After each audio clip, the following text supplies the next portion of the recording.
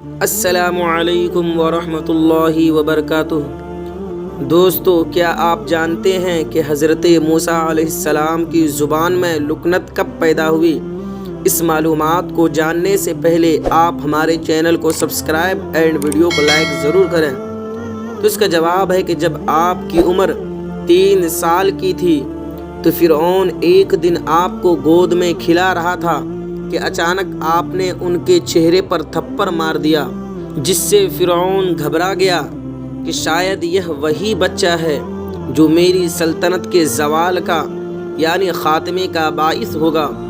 فرعون نے آپ کو قتل کرنا چاہا، لیکن فرعون کی بیوی آسیہ بہت ہی نیک تھی۔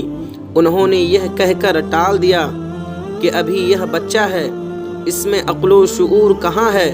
حضرت آسیہ نے فرعون کی تسلی کے لیے ایک طرف آگ کا طبق رکھا اور دوسری طرف مروارید و یاقوت کا طبق رکھا۔ پھر فرعون سے کہا کہ دیکھ، اگر ان میں عقل و شعور ہوگا تو اپنا ہاتھ مروارید و یاقوت کی طرف بڑھائے گا، ورنہ آگ کی طرف۔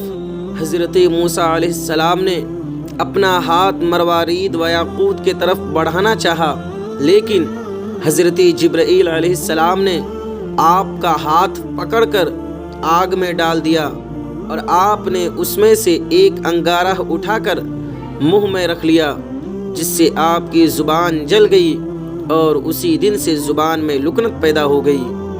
دوستو، ویڈیو اچھی لگی تو لائک ضرور کریں۔